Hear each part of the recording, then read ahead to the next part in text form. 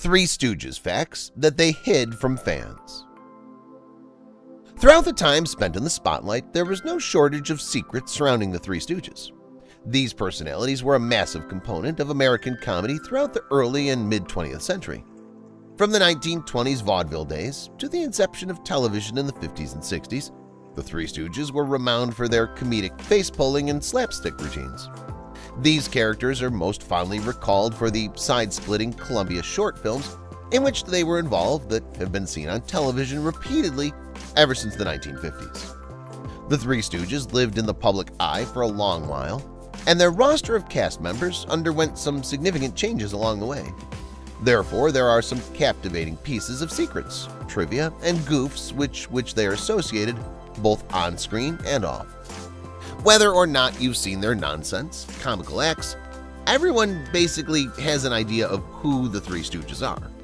While these characters were largely seen as the ridiculous trio causing bungling trouble, there's a whole lot more that was going on behind the scenes. From being bullied as children to stumbling upon substance abuse issues and heartbreaking family deaths, there was a great deal of seriousness going on behind the gimmicks and gags of these highly admired and classic characters. Here are 12 Three Stooges facts that they hid from fans. Number 1. Technically, there were 6 Stooges. Technically, there were 6 Stooges, even though the ensemble is called the Three Stooges. This is because at any given time only 3 of them were around, and only 2 of them were around for the entire 50-year run. The originals and pillars throughout the years were Moses Harry Horowitz, also known as Moe, the ringleader Moe and his longtime buddy Larry Feinberg, aka Larry Fine. Curly, the third Stooge, was initially played by Samuel Horowitz, Moe's brother, who was known as Shemp Howard. Moe's other brother, Jerome Horowitz, aka Curly Howard, also took on the role. There was also Joe Besser and Joe DeRita, aka Curly Joe. 2. The truth about Moe. Born in the environs of Brooklyn, New York, Moe Howard was raised with 4 older brothers. 2 of them joined him as part of the Three Stooges. Moe always desired a place in showbiz. He actually dropped out of high school early to pursue his passion for theater. However, his entertainment career began during his pre-teen years. Moe getting into show business. Moe Howard entered the filmmaking arena in a most classic way. In 1909, when he was roughly 12 years old, he worked his way up diligently. He started out by running around doing errands for entertainers and actors. His dedication and hard work at Vitagraph Studios eventually paid off and was his one-way ticket to becoming the performer he longed to be. Soon after, the young and enthusiastic entertainer would get movie roles with comedy stars such as Flora Finch and John Bunny. His signature look. The signature bowl-cut haircut was among the things that caused Moe to be so iconic. There are varying theories surrounding how the haircut came about. However, a popular one indicates that his mother did not cut his hair since she wanted a daughter when she gave birth to him. Moe was bullied by students at school about his hair, so he and his friends went into a shed and secretly cut off his long locks. A bowl was used to guide the cut. After the cut, he was scared to show his mother. However, she liked it, but didn't have the courage to cut it herself. 3. The Larry Fine story. Larry Fine was a trained boxer. The act of the Three Stooges is a timeless style of comedy based on Moe, the boss stooge, giving orders to the others with a comedic twist of slap fights, insults, pranks involving pie to the face, and all forms of other comical childlike gags. Larry Fine is the enduring middle stooge who could certainly handle his own. As a young man, he trained in boxing and even did it professionally in his teens. His training came in handy in his work as a comedian in his adult life. It helped with throwing some clumsy punches and knocking himself in the face during a lot of his acts in the Three Stooges. The acting era began for Larry Fine. At quite a young age, Larry Fine, who was East Coast bound, honed his performing skills by learning to play the violin. However, as he entered the teenage years, he got more passionate about singing and would make money doing that, in addition to his boxing gigs. However, at the age of 18, his focus changed to performing on stage, particularly with vaudeville. In 1925, roughly 5 years after this, his path crossed with Moe and Ted, where he temporarily served as a replacement for Moe in his role as Stooge in one of the acts. 4. Ted Healy and the Stooges. The model for the Stooges begun in the 1920s and involves Ted Healy, Larry, Moe, and Shemp performing in a theatrical comedy act called Ted Healy and his Stooges. Back then, Ted Healy was a popular vaudeville comedian, and the act was set to be a remarkable push forward in the comedy careers of the Stooges. The four went on tour performing together, doing their vaudeville comedy routine for roughly 10 years until the 1930s, when they got roles in the popular film Soup to Nuts. Following this, the trio split off to pursue their own path for a few reasons. The 1930s split. The character played by Ted Healy in the Ted Healy and his Stooges act was comparable to the role played by Moe in The Three Stooges, where he essentially haggles and berates his Stooges.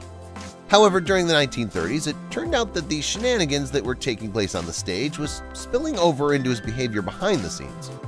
Healy began to show signs of having a substance issue, and because of this, the Stooges felt it necessary to part ways with him.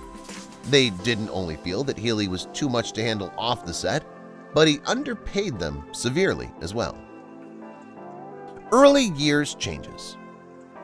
If it was not previously clear, Shemp also had interest in pursuing a career with the entertainment industry, just like Moe.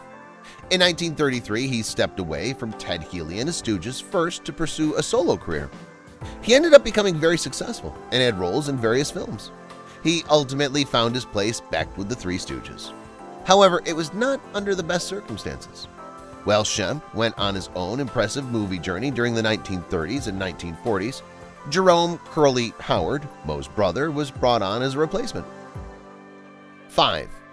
Transition to the Three Stooges. Roughly 2 years after walking away from working with Ted Healy, Larry, Moe, and Curly were signed on to Columbia Pictures for a short comedy deal. This would become famously known as the Three Stooges. Under this deal, the trio produced more than 200 short films of all kinds of ridiculous shenanigans that would shift the whole comedy industry.